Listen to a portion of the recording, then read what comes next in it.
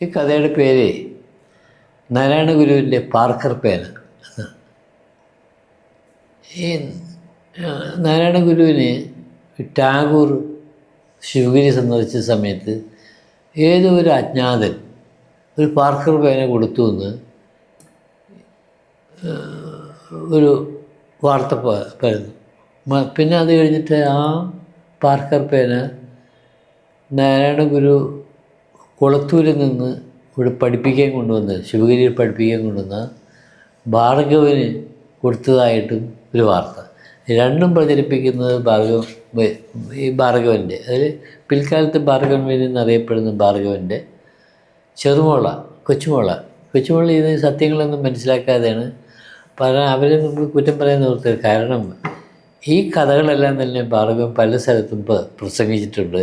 ശിവഗിരിയിൽ തന്നെ പ്രസംഗിച്ചിട്ടുണ്ട്. ശിവഗിരിയിൽ പ്രസംഗിച്ചതിൻ്റെ റെക്കോർഡ് ഞാൻ കേൾക്കുകയും ചെയ്തിട്ടുണ്ട്.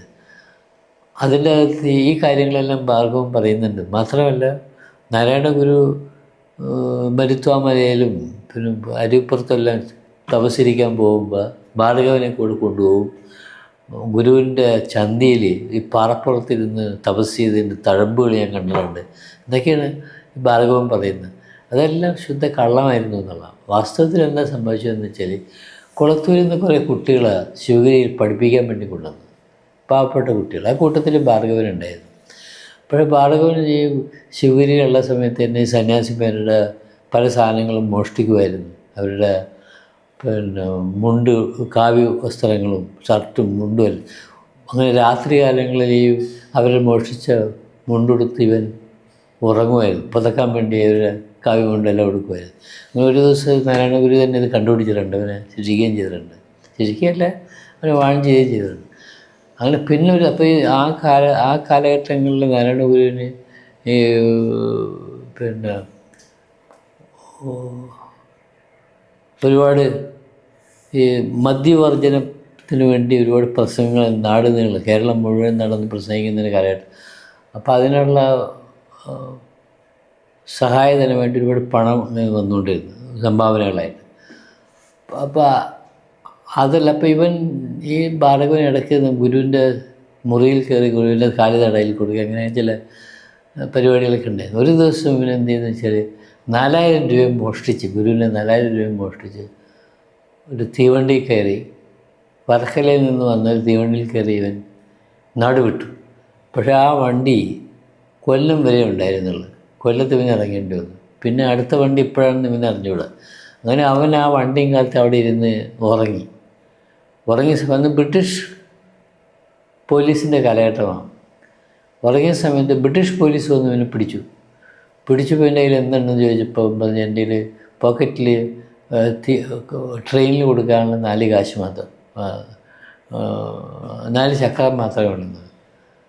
അങ്ങനെ ഇവർ പരിശോധിച്ചപ്പോൾ പിന്നെ മടിയിൽ ഒരു പൊതി കണ്ടു, അത് 4000 രൂപയുണ്ട്. അങ്ങനെ പിന്നെ ജയിലടക്കുകയാണ്. കുറ്റക്കാരനല്ലെങ്കിൽ ജയിലടക്കില്ല. പക്ഷേ ഇത് കഴിഞ്ഞ് പിന്നെ അവൻ സമ്മതിച്ചത് നാരായണ ഗുരുവിൻ്റെ പൈസ ആണെന്ന്.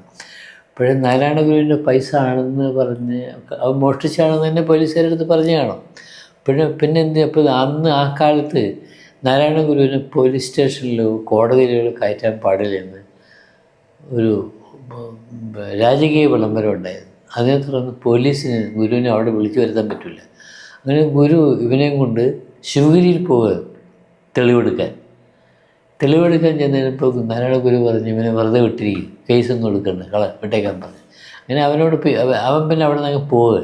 അവൻ അവിടെ നിന്ന് വീട്ടിലോട്ട് പോകും. അപ്പോൾ ഈ വിവരങ്ങളെല്ലാം വീട്ടിലറിഞ്ഞ് ഇവൻ ജയിലിൽ കിടക്കുന്നു. ഇവൻ ഗുരുവിന് പണം മോഷ്ടിച്ച് നാട് വിട്ടെന്നൊക്കെ അവിടെ അറിഞ്ഞു. പക്ഷെ അവിടെ ചെന്നപ്പോൾ അവർ വീട്ടിൽ കയറ്റുന്നില്ല, പട്ടി എന്നും പറഞ്ഞ് അവനെ ഇറക്കി വിടുക. പിന്നെ അവൻ ട്രെയിനിൽ ചാടി മരിക്കാൻ പോയി എന്നൊക്കെ പിന്നൊരു കഥയൊക്കെ ഉണ്ട്. അത് അല്ല ഈ കൊച്ചുമോളുടെ സംഭാവനയെന്ന് എനിക്ക് തോന്നുന്നത്, കൃത്യം എനിക്ക് അറിഞ്ഞുകൂടാ. പക്ഷെ അവിടെ നിന്ന് പിന്നെ അയാൾ പിന്നെ കൊട്ടാരക്കര പോകുന്നു. അവിടെ നിന്ന് നാട്ടുവൈദ്യം എന്നൊക്കെ പഠിച്ച് പിന്നെ വൈദ്യരായി. പക്ഷേ ഈ പേന ശരിക്കും പറഞ്ഞാൽ ഈ നാരായണ ഗുരുവിന് അങ്ങനെ ഒരു പേന ആരും കൊടുത്തിട്ടില്ല, പാർക്കർ പേന.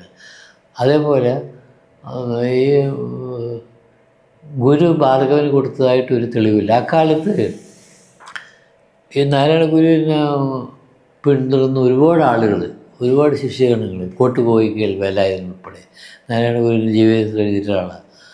തുടർച്ചയായിട്ട് പിന്തുടർന്നുകൊണ്ടിരിക്കുകയാണ്. എല്ലാ സ്ഥലങ്ങളും പോകുന്ന സ്ഥലങ്ങളെല്ലാവരും പോയിക്കൊണ്ടിരിക്കുക. അപ്പോൾ അവരാരെങ്കിലും അറിയാതെ, അതുപോലെ നിലകൊണ്ടും ജീവിച്ചിരുന്ന കാലം മുതൽ ഈ അടുത്ത കാലം വരെയുള്ള ഒരു കൃതികളിലും ഈ പേനയെക്കുറിച്ച് ഒന്നും തന്നെ പറയും. ഭാർഗവനെക്കുറിച്ചൊന്നും പറയുന്നില്ല. ഭാർഗവനെ കുറിക്കുന്ന ഒരു സൂചന, ഒരു നാരായണ ഗുരുവിൻ്റെ വിശ്വസ്ത സേവകനും ശിഷ്യനും ഒക്കെ ആയിരുന്നെങ്കിൽ അവൻ്റെ പേര് എവിടെയെങ്കിലും വരുന്നുണ്ട്. ഒരു സ്ഥലത്തും ഇയാളെക്കുറിച്ച് ഇല്ല. അപ്പോൾ ഇതെല്ലാം ഈ കൊച്ചുമോളുടെ സംഭാവനയാണെന്നാണ്. കൊച്ചുമോളും തെറ്റിദ്ധരിച്ചുകൊണ്ട് ഭാർഗവൻ്റെ പ്രസംഗം കേട്ടിട്ട് ഇതെല്ലാം സത്യമാണെന്ന് ആ കൊച്ചു വിശ്വസിച്ചു. അതാണ് സംഭവിച്ചിരിക്കുന്നത്.